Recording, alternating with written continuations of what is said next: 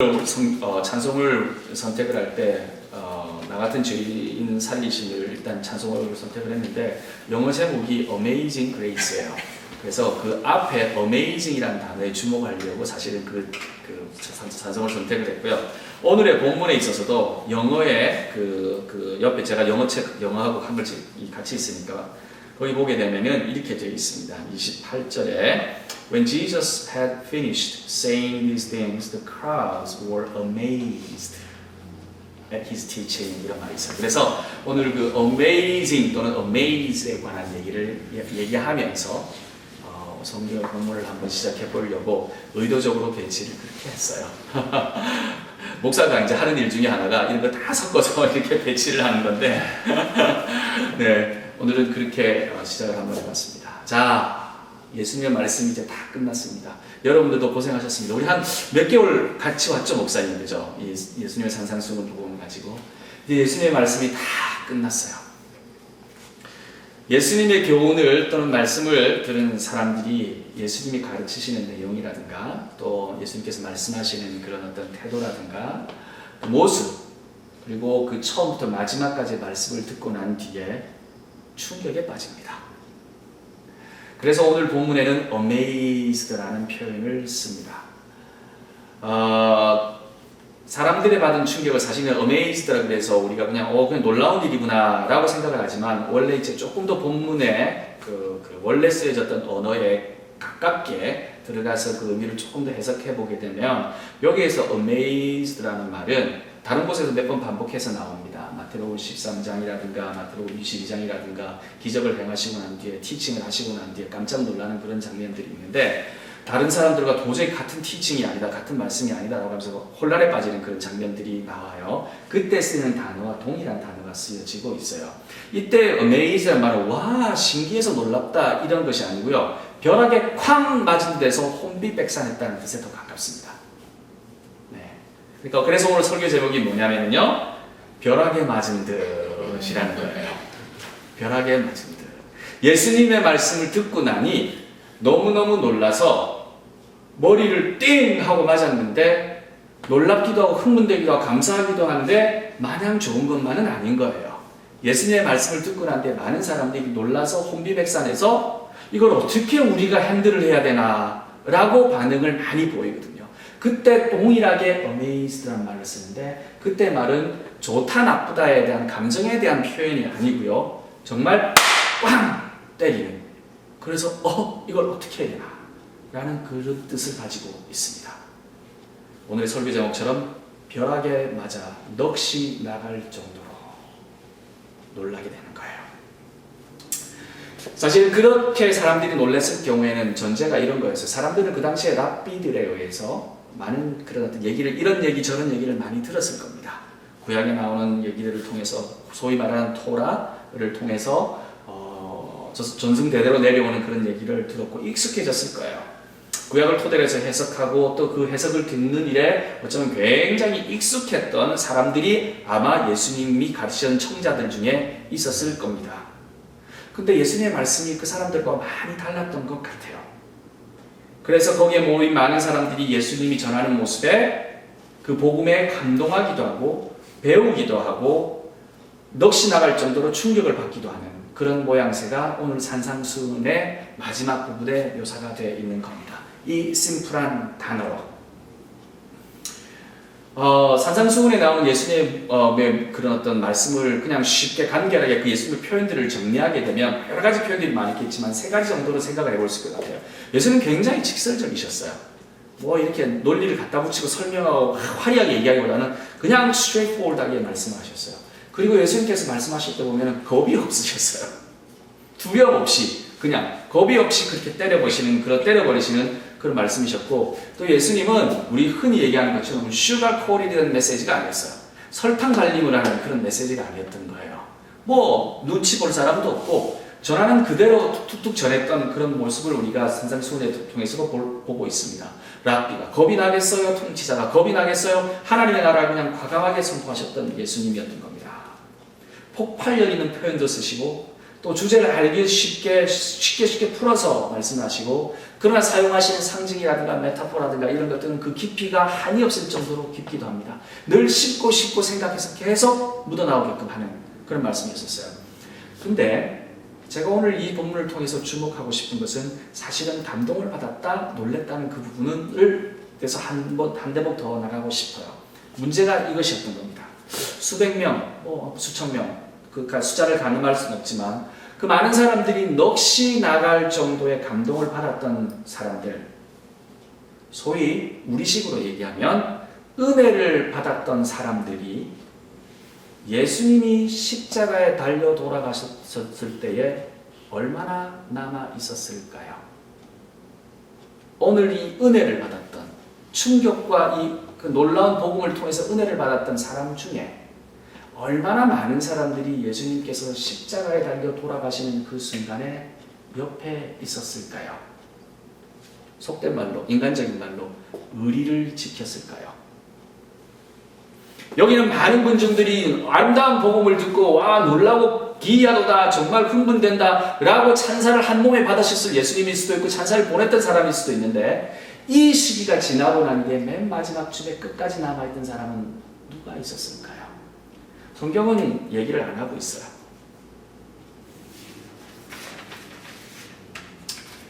이 말은 넋을 잃을 만큼, 벼락에 맞은 것만큼의 감동을 받은 은혜 충만함을 경험한, 우리식으로 얘기하면 사람들이 예수를 따라 목숨까지 버리는 예수님의 진리에 대해서 의리를 지키는 제자의 길을 가는 사람들이 되는 경우가 극소수, very few 였음을 이야기해 줍니다.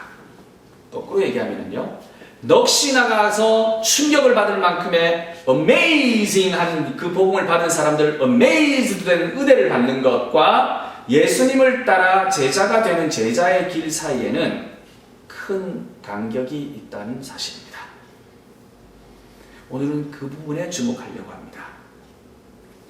우리가 교회에서 신앙생활을 할 때에 은혜를 받은, 넋이 나가는 그 감동의 경험이 제자로 살아가는 데 있어서 가장 중요한 측면으로 생각하는 경향들이 있어 왔어요. 교회 안에서. 그래서 우리는 교회 가면은 은혜를 얘기합니다. 은혜라는 게 사실은 많이 변형이 되어 있어요. 우리가 얘기하는 은혜라는 것은 예수 그리스도 복음의 은혜가 아니라 감동을 의미할 경우가 많습니다. 예배 참석에서 감동을 받는 거야. 목사님의 설교에서 감동을 받는 거예요. 찬양을 통해서 감동을 받는 거야. 그 규모에 의해서 뭔가 확 쥐어지는 것 같은 느낌을 받는 거야. 마음속에서 뭔가 솟아나는 거예요. 그런 감동을 받는 거에 대해서 중요하다고 생각하고 그것이 교회의 가장 큰 역할이다 라고 생각하는 경향이 있습니다. 즉 쉽게 말하면 놀라운 일을 경험하는 곳이 교회이다. 근데요, 놀라운 일을 경험하는 것이 강조가 되면 놀라운 일이 생겨야 하고 놀라운 일을 만들어야 하고 또 놀라운 일이 지속되게 해야 된다는 교회의 책임감이 커집니다. 부담도 생기는 거예요. 목사님의 설교도 가끔씩 놀라워야 되고요. 저처럼 죽으면 안 되는 거예요. 놀라워야 돼요. 부담이 생기기 시작하는 거예요. 교회 행사도 감동이 생겨야 되는 거예요. 조그만 감동 가지고는 안 되는 겁니다. 조그만한 어메이징 띵 갖고는 안 되는 겁니다. 큰 감동이 있어야 돼요. 그래서 큰 감동을 줄 수 있는 큰 목사님들을 찾기도 합니다. 목사님도 가끔씩은 정말 놀라운 말씀을 준비하셔야 되고 기적과 같은 일도 교회에 생겨야 돼요. 지어야 돼요. 우리는 교회에 와서 그래서 벼락을 만든 듯한 감동을 스케줄 짜듯이 만들고 적용해야 된다는 부담감을 생기기 시작하고 가지기 시작하고 또 추구하기 시작합니다. 교회는 그래서 실제로 성도의 교제도 그와 마찬가지로 이 놀라운 감동을 중심으로 흘러갑니다. 우리가 같이 신앙 고백을 하고 교제를 나눌 때 감동 중심의 얘기를 기대하고 듣기를 원합니다. 우리가 놀랍게 본 것을 얘기하고 싶어합니다. 경험한 것을 얘기하고 싶어합니다. 그러나 우리는 오늘 성경을 냉정히 바라보면서 또 한 가지 보아야 하는 그것은 뭐냐면 놀라운 감동을 경험한 사람들이 종래 예수님이 죽으신 현장에서도 없었다는 냉정한 현실을 바라보고 또 고백할 줄도 알아야 됩니다. 우리 이거 덮을 수가 없어요. 놀라운 경험을 고백한 사람들이 여기 이렇게 허다하게 많은데 종래는 그런 사람들 없었다라는 얘기를 무시하고 갈 수가 없어요. 사실이니까. 근데요, 우리도 별반 다를 게 없습니다. 우리도. 저는 오늘 이 시간에 복음이 감동이 없어야 한다는 얘기를 하는 게 절대로 아닙니다. 복음이 감동이 없어야 얘기 하게 되면 저 이단될 가능성이 있어요. 그 얘기를 하는 게 아닙니다. 놀라운 사실, 복음이 가진 그 핵폭탄 같은 그 선포, 그 복음은 놀라운 감동을 가져오기에 충분합니다. 근데요, 우리의 구원은 감동으로만 완성이 되는 것은 아니다라는 거예요. 우리에게 감동으로 다가오는 이 복음은 하나님의 은혜가 우리들한테 이제 주어졌다라는 의미예요. 놀라운 이 복음은 예수님께서 복음을 산상수훈 선포를 딱 했을 때는 하나님 나라가 너희들한테 주어졌다. 하나님 나라가 우리한테 왔다라는 그 선포, 그 availability에 관한 얘기예요. 이제 여기에 왔다고. 근데 당신 거냐라고 물어보면 다른 얘기예요. 복음이 여러분들한테 하나님 나라가 우리한테 닥쳤는데 그것이 내 것인가? 나한테 온 건가? 내가 그 안에 들어가 있는가? 내가 그 은혜를 받았는가? 하나님과 함께 있는가? 그거는 다른 문제라는 얘기예요. 여기에 밥상처럼 차려진 것과 그 하나님 나라에 사는 것은 다른 문제라는 겁니다. 감동에서 그 은혜가 들어왔으면 좋은 은혜예요. 아름다운 은혜예요. 그러나 그 은혜가, 이 주어진 것과 은혜가 우리를 견인하고 은혜가 우리 삶에 사라지고 우리가 그 은혜를 받아들이고 우리의 삶에 항상 동행하는 것과 다를 수 있음은 생각해 보셨습니까? 이런 겁니다. 쉽게 설명하면 맛있는 짜장면이 다 놓여 있어요. 대한민국에서 제일 맛있는 짜장면. 여러분 3일 굶었어요. 짜장면을 봤을 때 여러분은 흥분해도 저는 개인적으로 그렇습니다. 저는 흥분할 겁니다. 이 맛있는 짜장면 바로 앞에 있는데 이게 주어졌다라는 의미예요. 맛있는 짜장면을 먹었다. 힘이 난다. 그 다음에 이해하러 가야 되겠다. 이것이 내가 은혜로 산다는 의미예요. 오늘은 이 본문은 냉정하게 성경은 우리에게 얘기해 주는 것이 보는 복음이 많은 세상에 너희들은 어떤 복음을 선택할래의 문제입니다. 먹고 살아가는 복음인가? 보는 복음인가? 주어진 것.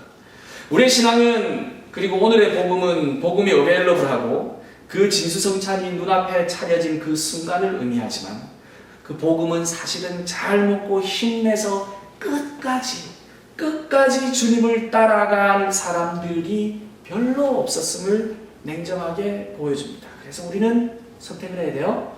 보고만 있을 것인가? 먹고 힘내서 예수님하고 동행할 것인가? 여러분은 어디쯤에 있습니까? 여러분은. 저는 어디에 있을까요? 복음을 넉넉히 바라보는 것을 넘어서 잘 먹고 힘내서 죽을 때까지 주님을 위해 일하러 가는 삶. 참 죄송하지만 이렇게 복음 먹고 짜장면 먹고 힘내서 일하러 가는 삶은 본문처럼 넉나갈 만큼 감동적이지 않을 수 있습니다. 여기에 우리의 도전이 있는 겁니다.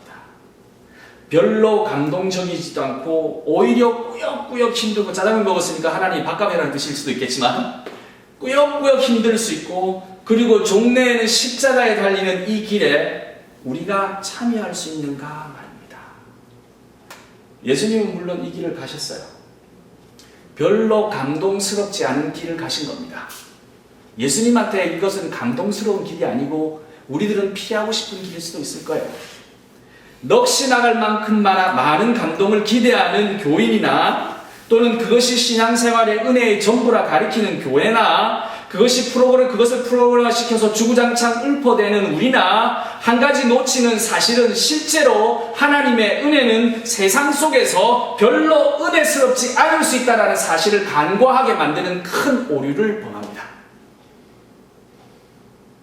하나님께서 주시는 우리에게 기대하시는 은혜는 처절할 수 있어요. 하나님께서 우리들로 하여금 우리가 하나님 앞에서 나가게 하신 그 삶은 이렇게 저렇게 둘러봐도 별로 은혜스럽지 않을 수 있어요. 십자가에 달리는데 뭐가 은혜스럽겠습니까? 예수님이 옷가지 하나 가지지 못한 채 실반 두 쪽 하나 가지지 못한 채 뚜벅뚜벅 떼국물 묻혀가면서 걸어가는 삶인데 은혜스럽겠습니까? 예수님이 우리들한테 은혜를 주시고 감동해서 넉넉고 있으라는 그런 것이 아니라 삶으로 예수님께서 들어가신 그것을 따라간다고 하면 우리들이 가지고 있는 감동이 유지가 될 수 있겠습니까? 그래서 냉정하게 얘기를 하면 우리가 넉넉고 충격을 받을 만한 그 은혜는 예수님 따라가는 순간 별로 은혜스럽지 않은 현상 속으로 들어가기 때문에 그런 이미지는 과감히 포기하는 게 좋을 수도 있어요. 그래서 오히려 성경은 이렇게 얘기할 수 있습니다. 오늘의 본문을 통해서 이 감동 별로 없고 힘든 이 과정이 신앙생활의 메인이라고. 신앙생활의 메인이라고. 벼락을 맞은 만큼의 놀라운 감동은 신앙생활의 초입 부분이라면 그게 초입에 이만큼 생긴 거라면 메인은 그게 아니라고. 이만큼 긴 게 다른 게 있다고. 각오가 필요한 겁니다. 그래서 그것이 첫 출발점이라면 우리에게 주어진 이 선물이라는 감동은 당연히 있는 게 좋아요. 그거라도 없으면 어떻게 살겠어요? 그래서 우리 맨날 그걸 기억하기도 하고 되새기기도 하고 그 은혜를 생각하면서 살잖아요. 넋이 나갈 만큼 벼락 맞은 만큼의 놀라움과 그런 어떤 놀라움, 참사랑 그런 것들 경험이 있어야 되겠죠. 그러나 제자가 되겠다고 결심하면 예수님이 가르치시던 산상수훈의 그 자리, 산 위에만 앉아 있을 수가 없는 겁니다. 예수님이 보따리 싸고 산 밑으로 내려와서 마을로 들어갔던 것처럼 우리들도 감동의 그 현장을 떠나서 그 안으로 예수님과 동행하며 빼꼼을 묻은 삶을 살아갈 수밖에 없는 것이 예수님이 우리들한테 요구하는 대명령일 수 있다는 것을 왜 우리는 놓치고 있을까? 이게 오늘의 본문인 것 같아요.